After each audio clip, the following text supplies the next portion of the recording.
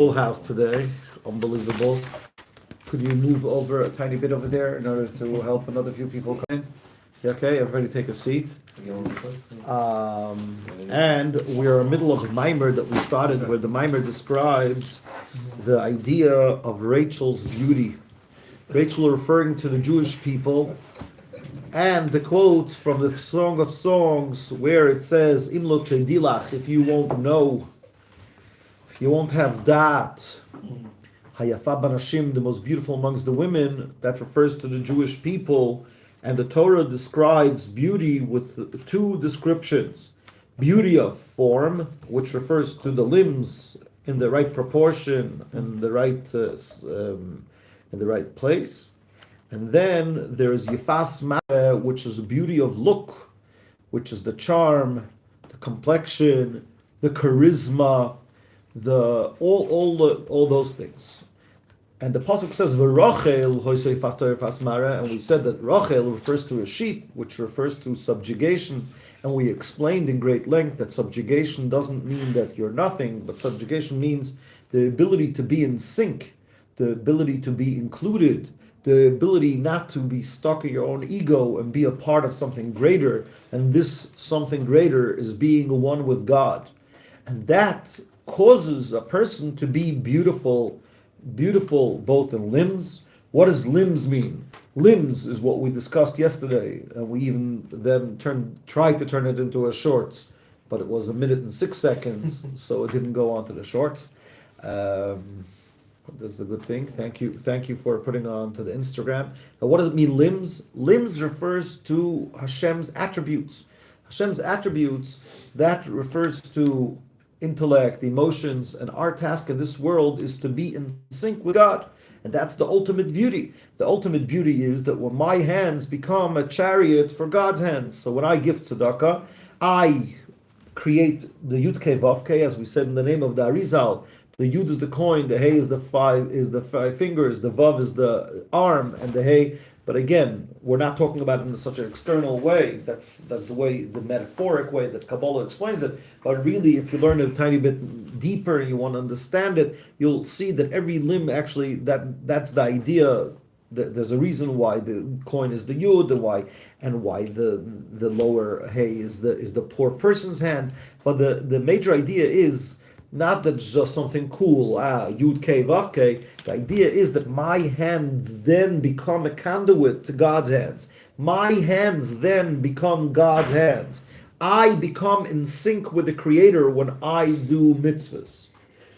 And that is the meaning of being beautiful. Being beautiful means, because God says, let us make man in our image. What does it mean, let us make man in our image? It's not only God describing what he's doing, but rather God telling us what we are meant to do, what we ought to do. What are we meant to do? We're meant to be in his image, that our brain should understand and see eye to eye with his brain. Again, God doesn't have a brain, but our perspective, our brain should be in sync with his perspective.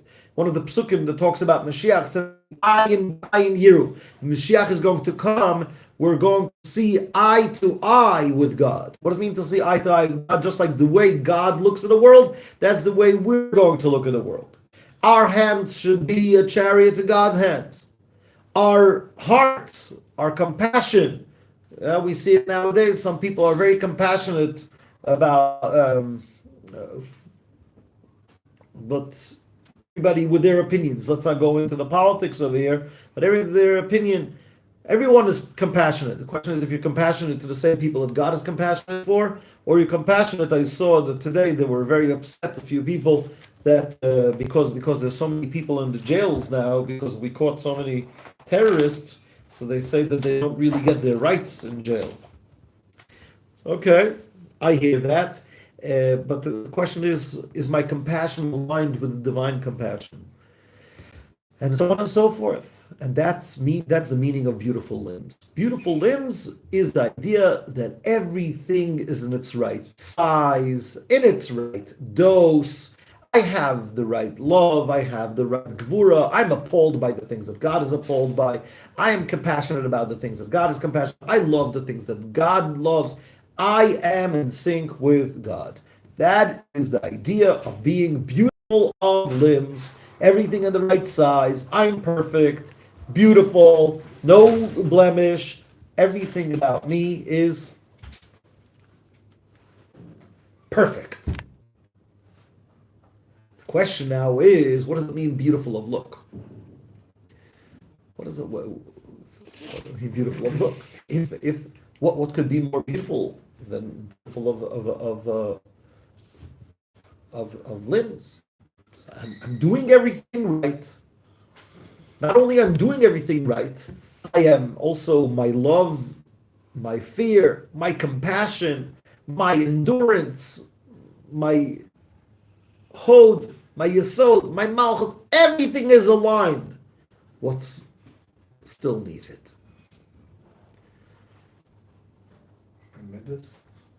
Our midas included.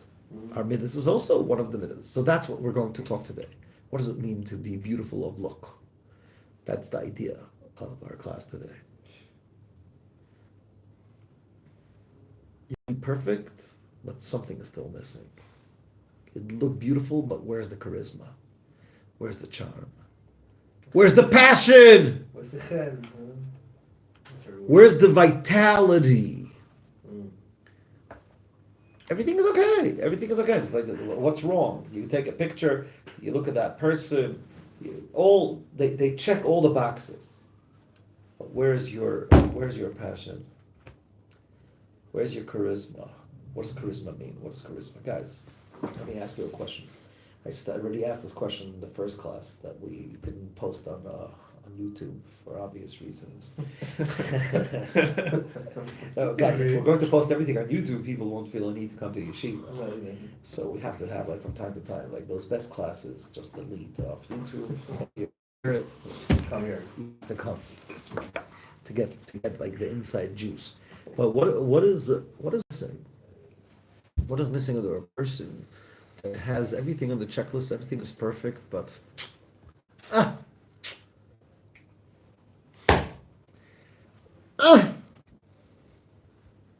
in Hebrew it's called yavesh. Yavesh. What was that? Dry. Dry. Dry? Dry. Yeah. So first, let's do inside the mimer the idea of the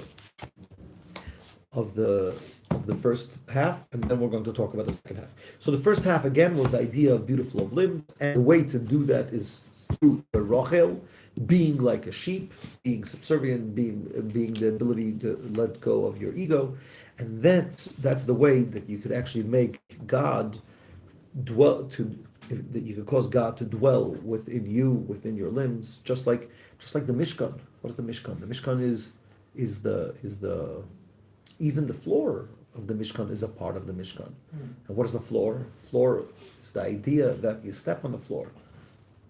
Actually, one of the things that we say every day, and if people would realize what they're saying, maybe they would skip it. What do we say every day in the end of Shemona Esrei? The nafshi ka'afar lakoil tiyah. And may my soul be like dust, like dirt, in front of everyone. Nafshi ka'afar lakoil tiyah.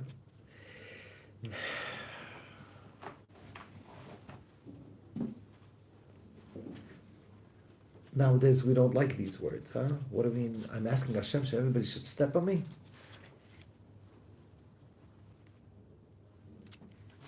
Huh? How exciting is that?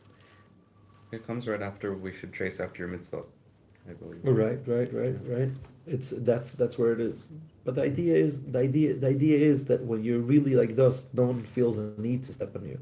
People only like to step on other people in order to get higher. But if you're like dirt, no one wants to step on you. Where is it? V'nafshi ka'afar lakol tiyeh, tach libi b'toratecha.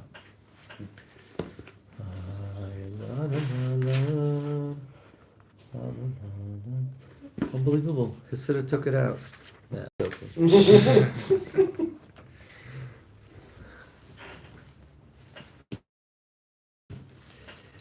I thought like you have a Gen Z sitter. So Gen Z sitters would like, wow, I should be like dust. No, I'm not meant to be your doormat. You catch it? Huh? You just catch it? That was impressive. Yeah. was official assassination. Let's do inside, guys. Yeah, ukadei. You have we're on page Chav Gimel in the Torah Ohr. Those of you in yeshiva, it's page 11. You hear over there in the back, page 11. Let's go. Ukadei, in order, since we are finite beings and God is infinite, how do we get to become a dwelling place for God's midos, or God's emotions? For the 10 sfirot, a person has to be completely nullified in his existence to Hashem, to be like dust and inanimate, in relation to the infinite light of Hashem, and as we say every day in davening, and my soul, ka'afar, like dirt, like koil tia, should be to everyone. That's the idea of being dirt that is on the floor of the tabernacle. What is the Alter Rebbe trying to say over here? That we're not trying to say that you're a nobody. We're not trying to say that you're just like a piece of doormat, everybody should step all over you. No. We're saying that you could become a tabernacle, that just like the floor, that's the basis and foundation of the whole tabernacle. You could be a conduit for holiness in the world. Just have to put aside your ego. And that's what we ask, we request every day. May my soul be like dust in front of you. In front of everyone. People shouldn't feel threatened by my ego. Do I need to explain this, or that's very simple? You understand, when people get into friction the whole time, it's two egos fighting. If you actually have no ego, or you move your ego aside, you'll see wonders. People will have no need to last laugh and stuff like that. No, last laugh is also some type of friction, some type of contention. We're saying if you really don't have an ego, people don't feel threatened. People don't... like, the people who say, hey, why are you looking at me, hey? Well, why are you looking at me? That's ego? What? That's ego? No, your ego incites that. Yeah. Exactly, your ego incites that. If you just go there... those people also have a very inflated ego. They actually say in criminology, they teach that criminals literally have like a bigger space around them. So if you're not a criminal and I go close to you like this, you don't feel that I'm invading your space. But if you're a criminal, I'm over here, you already feel threatened. So it's two egos being clashing. But if you have no ego, it's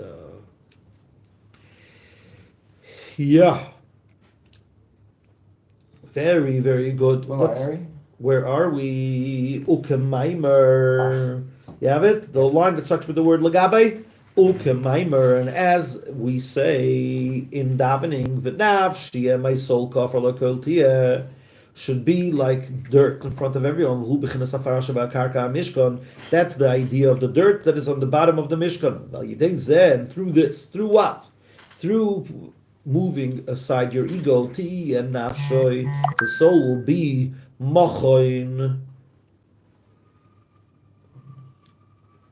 a habitat, umishkan, and a dwelling, le oyer bo'er sav baruch hu, to be illuminated with the infinite light of God, lios b'pchinas tzalmenu, to be in God's image, b'tziurai varim, in the form of the limbs, ahava, v'yira, machshava, dibur, v'maisa, thought, speech, and action, love, fear, things that God loves, things that God is appalled by. And that's the meaning of being beautiful of form. Sheyita arubam. There should be formed within them kol amidos, all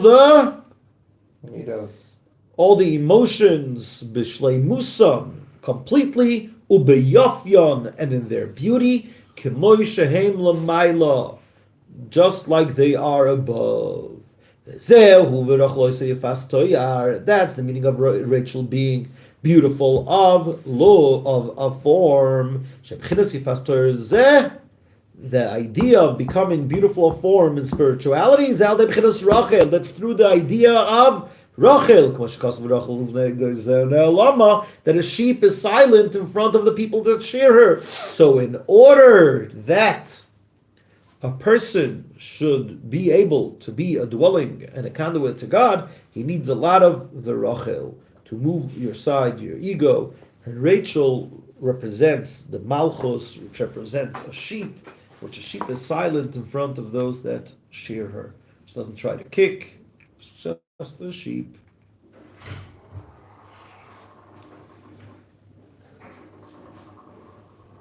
Good. Says the Alter Rebbe, guys, 2 lines from the bottom, the penultimate line. Says the Alter Rebbe, Kol Zeh, all of this, Hu Bechinas Chitzonius. This is all external. Ahava, love, V'yira, and fear, Umachshava, Dibura Maisa. Wow, guys, you don't even realize what a nuke the Alter Rebbe dropped over here. These are all external? Oh, I was waiting for someone to say it, but ask it. This is Leo on brain fog. Imagine that's why he asked it. It's all external. If he wouldn't be in brain fog, it will say, Rabbi, is this all external? Is this all external? We're talking about a person that has love, that has fear, that has thought, speech, and actions, all in sync with God, and you call it all external? Right? This is what you meant to say, right? Yes. And the answer is yes, my son. That's what Alter Rebbe is trying to say over here. Let's try to discuss this. What's more internal, what's more external? The charm of a person, the charisma of the person, or their form. But think about it. Don't think what you just learned in the Mayanot. I have a person over here. His nose is perfect. His eyes is perfect. What do you say? Say it again. So Oren says that form is external, charisma is internal. But may I try to differ with you? Obviously, we're very open-minded over here, so we have different opinions. But to a certain extent, what is my charisma? Charisma is something that is even more external to me. My nose, like nowadays, we already have ways of changing my nose. You realize that it was changed to... okay, just joking. But nowadays, you can change, but usually, even if you can change it, it's a part of me. What is my charisma? My charisma is something that I give off. So to a certain extent, my charisma is even more external than my actual limbs. No? No? Not really. Well, before we're born, an Neshama picks our body and how we look. So mamash, that's already from the origin, and now when we're alive, we choose how to, or we develop our charisma and all these external things. To a certain extent, what it's like Leo says, right? It's like a negotiation, right? In the first chapter of Tanya, how the soul's how the body's created. Just give me the tissue over there, on the bottom over there, in the box. But obviously, thank you so much. But obviously, in Chassidus,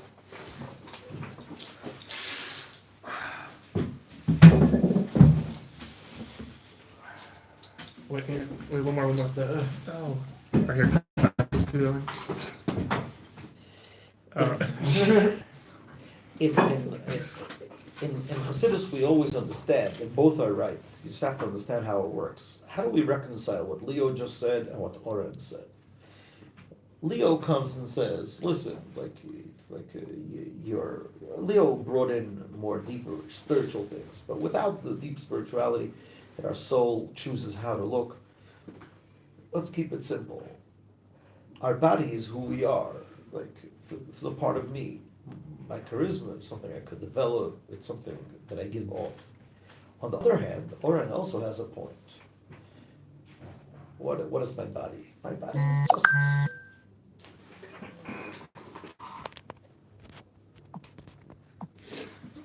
my body is just some. How do you explain it?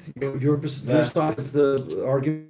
That people can see who you are in terms of your body externally, but if they They want to look into deeper. have to get to know you. Exactly, beautiful.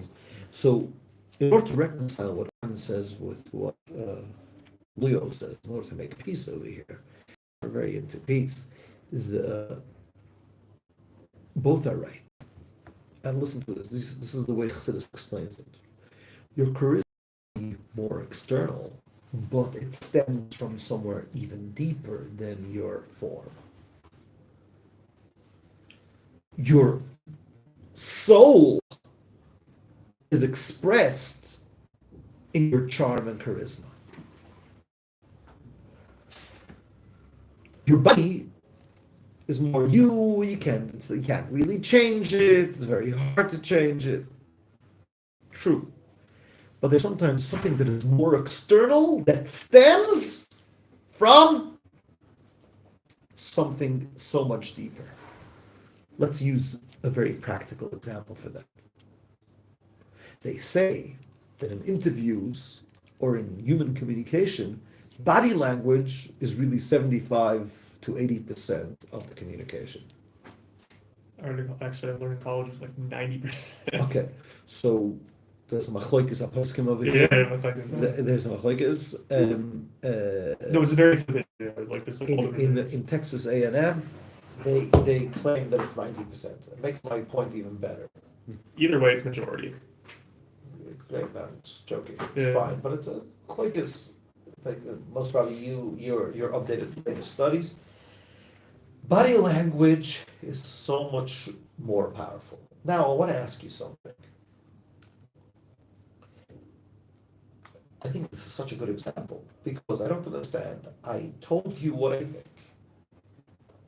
I explained to you my thought process. And what? You're judging me about something that is completely not deliberate? What are you judging me by the fact that when I said it, I was sitting like this? How does that make sense? It wasn't even deliberate. What I said at the interview, I prepared that for, you know how long I prepared that speech? You know how many websites I looked up, how to answer these questions? And you're judging me on something that is completely out of my control? What's going on? And it's so external. What is it? It's not my words, it's not my thought process. It's the fact that I was going like this. It's everything in between. It's the in between. Everything between like your thoughts and what's actually the words actually coming out. Okay, so what are you saying? It's body language is more external or more internal? Well, body language is also External. yeah, It's more external, but where does it come from? the internal. It comes from somewhere much more internal. And that's why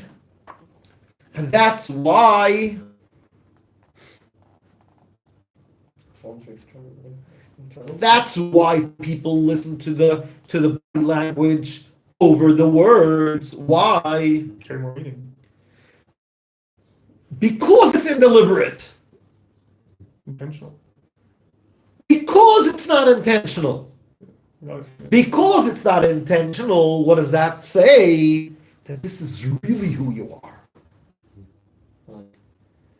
It's more external, but it comes from much deeper. If you really want to say if you really want to see what a person thinks, don't listen to his words. Everybody could just say words. Conscious behavior. The subconscious behavior expresses so much more. And that is what this mimer is trying to say. Hashem wants us to be Jewish, not only in our thought, speech, and action, our emotions. No. There's the you behind it. There's the vitality, there's your passion. It's not what you do, it's who you are. That's the difference. Your nose, your eyes, in the metaphor, is what you do. Even the emotions that you have. But God wants you. That's expressed in the charisma. That's expressed in the charm. That's expressed in your vitality. You could do everything, you could check off every list in the book. But where are you? There's a famous verse in Isaiah where God says, "Teid'i yir'asam oisi mitzvahs hanoshim mulumada." Their fear of me was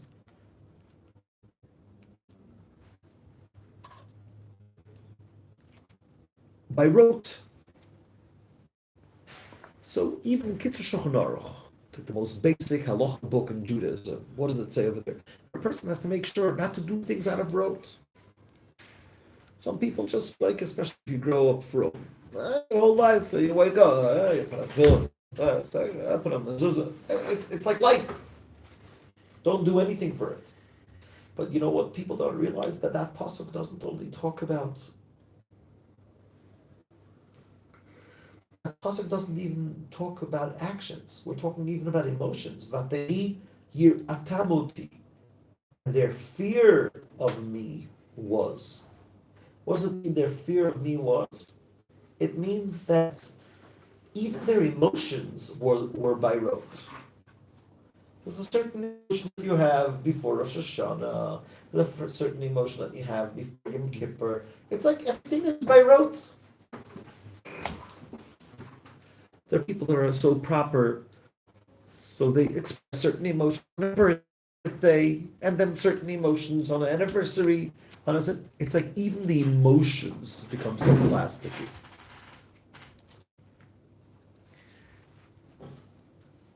Where are you? Where are you? That's das. Im lo Teid'i Lach. Im lo Teid'i Lach. Where are you? What are you connected to? Not the things that you do, and even the emotional things that you do. Are you here? Are you invested? And that's something you can't fake. That's something you can't fake. It's like body language. You can't fake it. You can't fake it.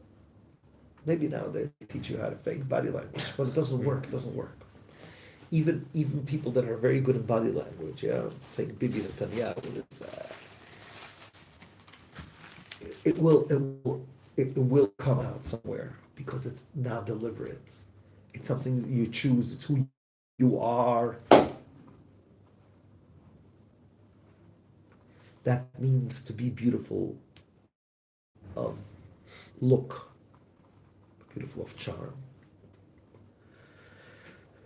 And that level, obviously, also, you have to get it through Rachel. But what is this mimer really trying to say? Really, the mimer is really trying to say to develop a connection of who am I? I'm a Jew. Like, before what you do, not before. Not before. It shouldn't be before. I'm sorry. Taking back. Delete backspace.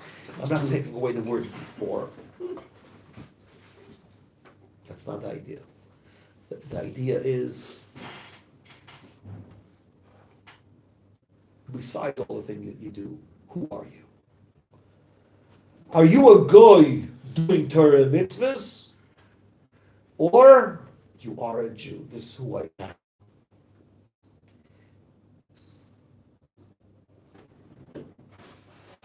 What do you think about this idea, Aaron? In general? Yeah, it's like we want some practical examples. What does that mean? I have example in my head, but Chassidus doesn't say it clearly. So I want to hear, maybe someone over here has a good example. What does that mean practically? To develop you being a Jew, not only doing Jewish stuff. It's to internalize something. It's like, how to say? But also internal. Also internal over here is called chitzonius. That's what Leo was shouting. What? Yes, Half of the living year is called chitzonius. You remember how he was shouting before? Living is the thing that your body language shows it, but it's not just shown externally, like you said, when putting on tefillin, that everyone sees you do it, but you understand why you're putting on tefillin and where it's coming from, and it means something to you, and it's powerful, and that can be seen like in your body language.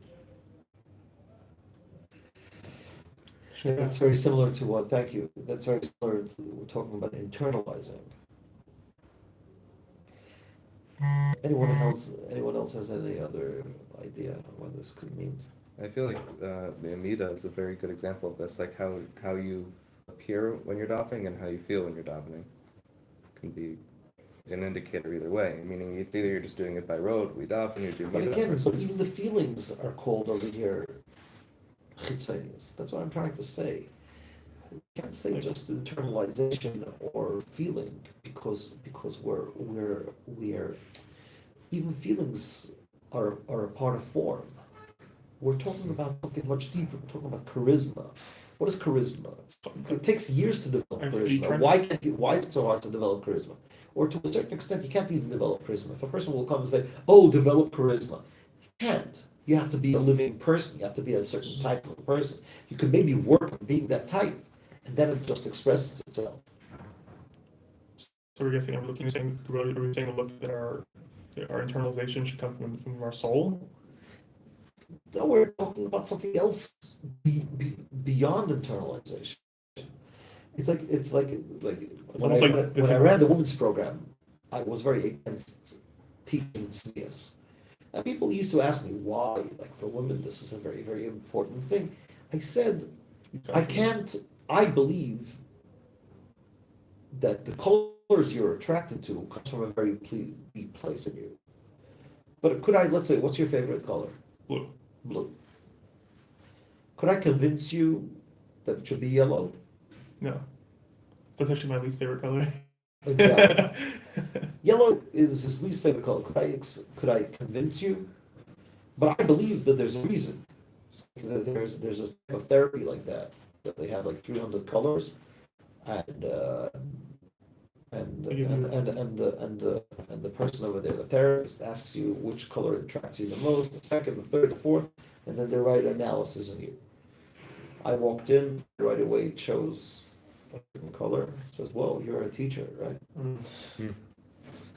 So I believe the colors are connected to my psychology, but I can't change the color that I like. I could maybe change who I am, and then the color will come.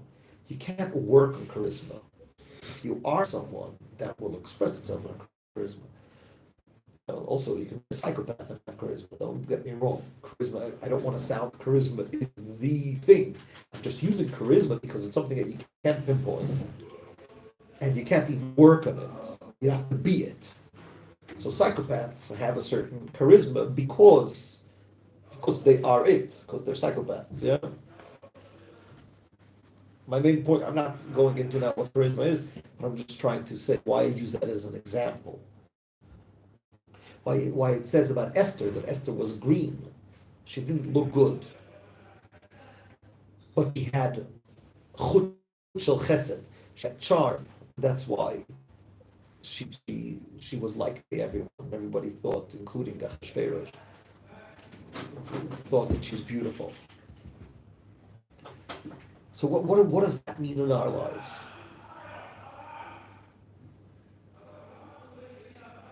I think that there's something called Jewish culture. And Jewish culture is not something that you could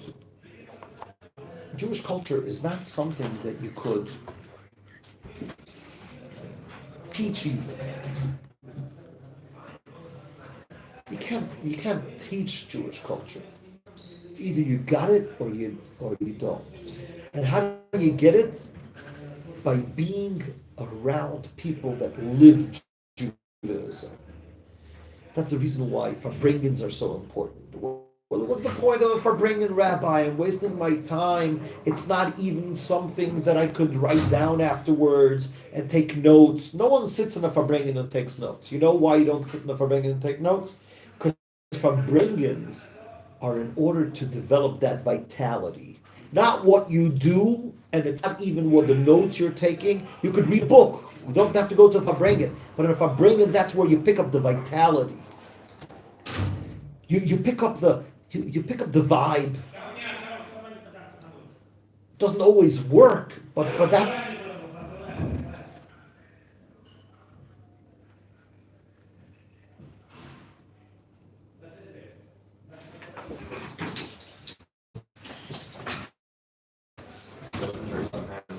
Yeah.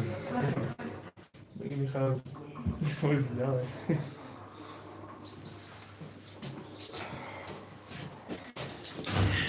like there's certain things that you can't even explain. How can you explain certain things? Like sometimes you have people asking, what's wrong with this? What's wrong with that? Yeah, for example, if we're talking about sneaks, yeah? What's wrong with this cloth? I'm just using an example, that's not relevant for the people sitting over here. So I can't explain it. So you go into in the Knesset, they have a rule, you can't come in jeans. What's wrong with jeans? Anything wrong with jeans? Doesn't fit the image you're wanting to give you. What's wrong? Who decided that this is casual, this is formal? There's certain things. Culture. Oh, it's culture. Now, culture is the most external thing, but it comes from a very deep place. So for some reason, everybody understands in the world that jeans are casual and not formal, and in the Knesset they want you to be formal. But when it comes to Yiddishkeit, certain things are not befitting for a chassid, are not befitting for a Jew. Now, how am I going to explain it to you? How am I going to convince you? That's just like I could explain to you why this is bad in the interview. Never sit in an interview. Let me try to explain this to you. Never sit in an interview like this. But be a tough crowd, yeah? Just want to try to explain why it's so hard to explain. Because when you sit like this, you look shut off. So be a tough crowd and ask me, now what's the connection? I'm not shut off. I'm just like more comfortable sitting like this. And I didn't even think when I was sitting like this. And it just comes naturally to me to sit like this. Right. I can't argue with you. There's no way, and I can't prove it to you that you were closed off. And I could even tell you, I was so open, I was never so open in my life, and I could repeat verbatim every word that you said in this interview. Can't argue. But people with experience in life know that people that sit like this are usually closed off. I don't know why. There's studies about it, but that's it. The same as when it comes to God, when it comes to Judaism. Certain things you can't explain, certain things you can't. And that's why sometimes it's so hard to explain what's wrong with this, what's wrong with that. Again, obviously we have to keep Shulchan Aruch and we have to work on loving and fearing and everything. But over here in Chassidus, when we're talking about life and vitality, where we're talking about something deeper, what does Chassidus tell us? That God wants us to be both beautiful of look, both beautiful form and beautiful of look. What does that mean? It means become a Jew. Not only was doing Jewish, where are you? Where are you? I can't necessarily explain it. I can't, there's no way how I'll explain why this is good and why this is bad. I can't.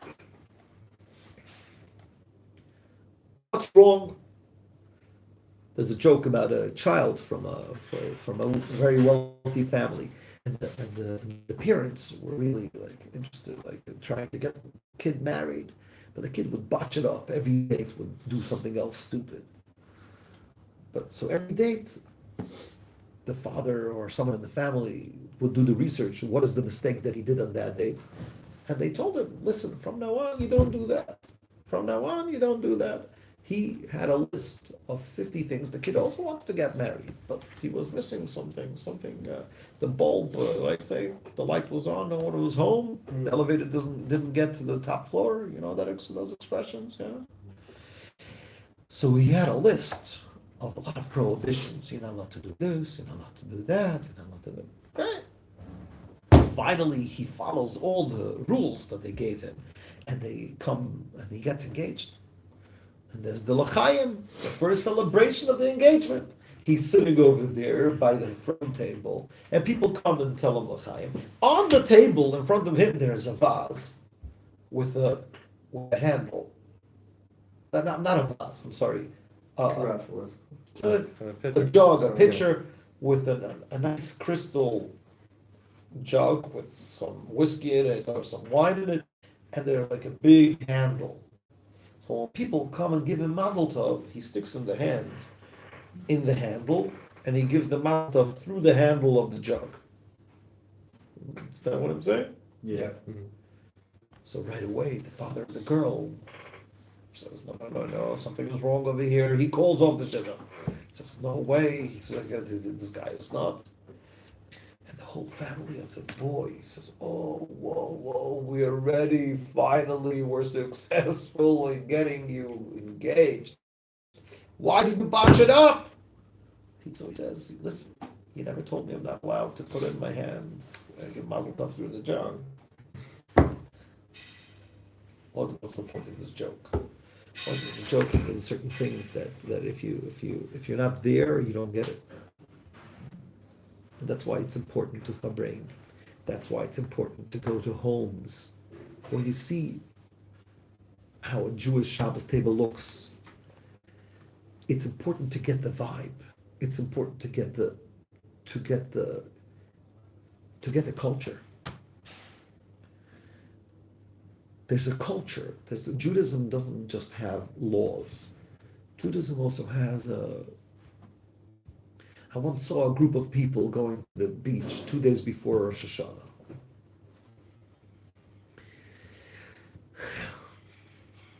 Does it say anywhere you're not allowed to go to the beach 2 days before Rosh Hashanah? No. It doesn't say anywhere. Just like it doesn't say anywhere that you're not allowed to come with a pom-pom ball on your nose to someone's chuppah. But when you're in touch, you understand that there's a certain vibe. There's a certain... Again, it's not about understanding. When I say the word understanding, I'm destroying this whole class. It's not about understanding. It's about living it. And Judaism is not only about the actions, it's about living that connection. I am a Jew, I am a Chassid. And there's certain things that are just not befitting, and certain things that are befitting. There's a whole list written by the Rebbe Maharash when he was a child, I think. He wrote like a whole list. For a chassid, it's not befitting to be in a fight with other people. For a chassid, it's befitting to make sure to always get along with everyone. It's not befitting. A whole list of befitting and not befitting. In Hebrew, it's called mat'im. But in Yiddish, the words are sepastisht. Anyone ever heard this expression? Espastisht.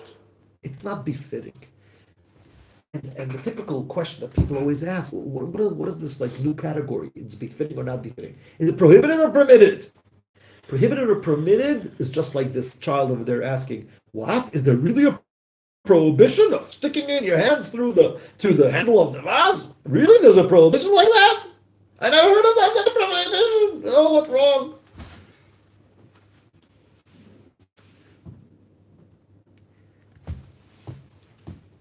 That's the Eibishter wants us. The Eibishter wants us, not only our actions, not even only our emotions. The you in this whole story. How many times we talk to a person, the person does everything right, and the person is even sitting and talking to you and everything, but you see he's not there.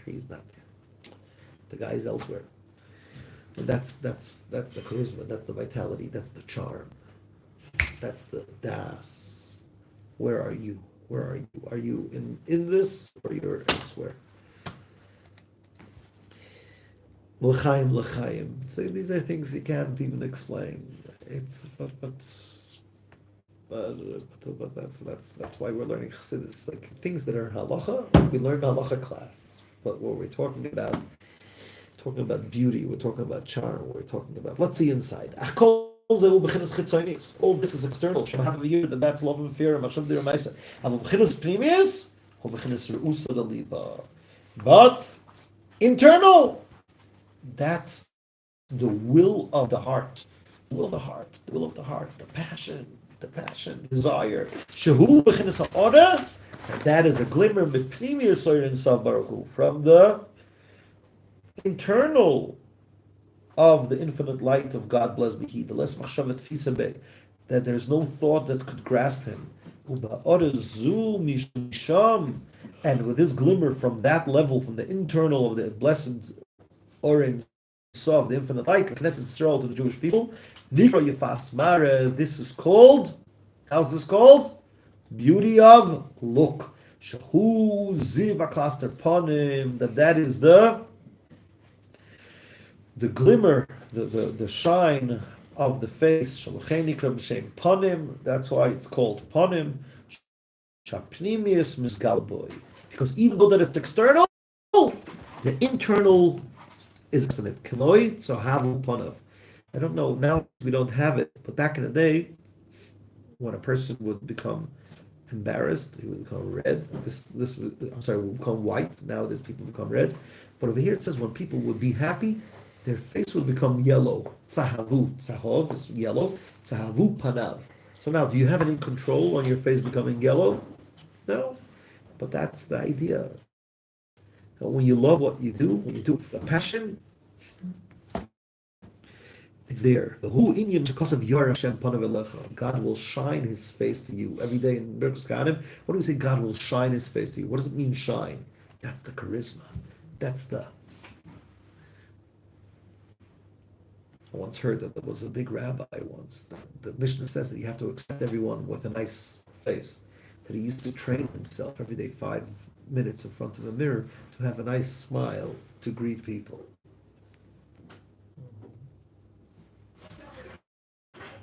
Yeah? So why are you all laughing at it? It's because if you're really happy to see the person, if you're really happy to see the person, it's going to be obvious and apparent. If you're not happy, you could train in front of a mirror for how long you want. It's plastic.